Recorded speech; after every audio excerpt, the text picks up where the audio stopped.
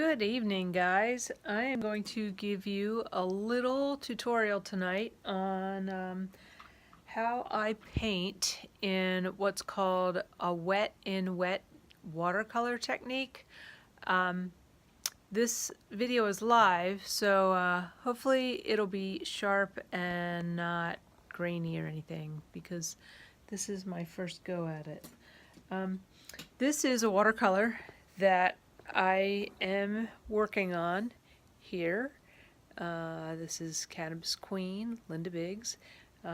However, when I'm panning a little further away, it looks fuzzy. So let me move in close so you can see some of the detail. This is just the beginning layers of how a painting starts. You can see here the cannabis leaves. This has just the first pass of paint. This cannabis leaf right here has a second pass of paint. It'll have more, and it will also have some layers and some shadows. But I'm going to demonstrate wet in wet technique, and that way you can see how I make this stuff happen. This painting, as of all of my paintings, they represent situations or things that occur in my life. They all tell a story, and this one tells a not so good story, but it will be surrounded by rainbow beauty and some fine detailing when it's done. When the item's done, it'll have kind of a look like her, minus the tears, but that's how the detail looks once everything is clean and sharp.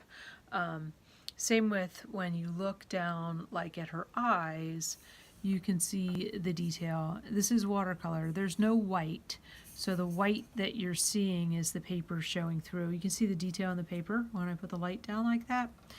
And it's heavy watercolor stock, which is 300-pound cold press.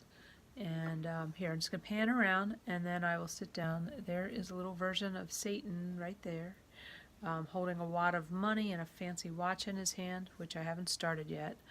I've been more concentrating on her face and the four-leaf clovers. So she is in a batch of four-leaf clovers with some butterflies, and then we have a scale of justice and the character's inmate number, which will be seen once this is done.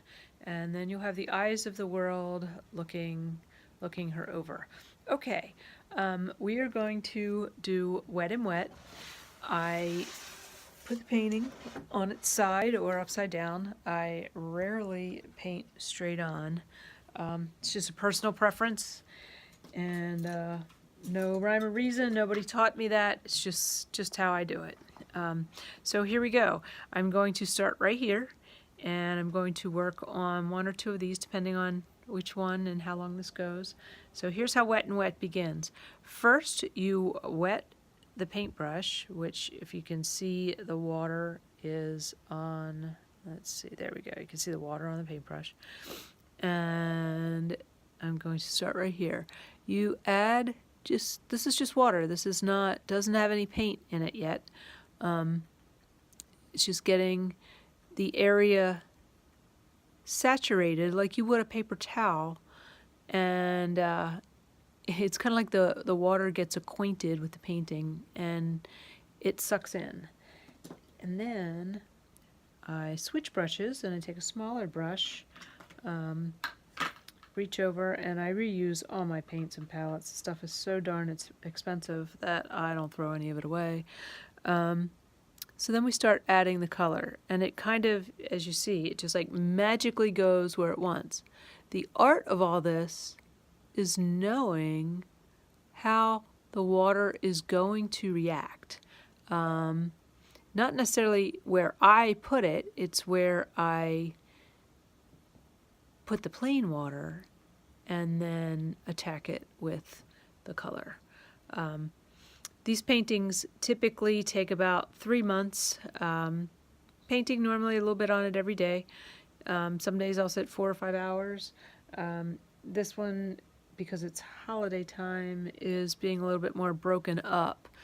switching it up, adding a different shade of green, and then just dabbing it here and there. Now the whole painting is not painted this way, but once I start doing detail and some fine tuning, that is how we go. Okay, so now we've got the paint on there. You can see how the rest of the leaf looks. And I'm just going to turn the painting upside down so that the water runs towards me. So the heavy part of the painting is coming towards me. And that's about how it goes. So I do a lot of the detail that way. The first pass of the painting is typically done in small sections so that it remains controlled. So that's how I do wet and wet, and it's an old technique. It's how people have been painting for many, many years. Nothing new about it. So it's just my little twist on it, because mine have usually pretty interesting stories. Oftentimes it's a well lesson learned. So thanks for watching, and I will post more of how I paint. I hope to set up the camera hands-free and just have at it for a little while. So thanks again. Have a great night, and see you soon.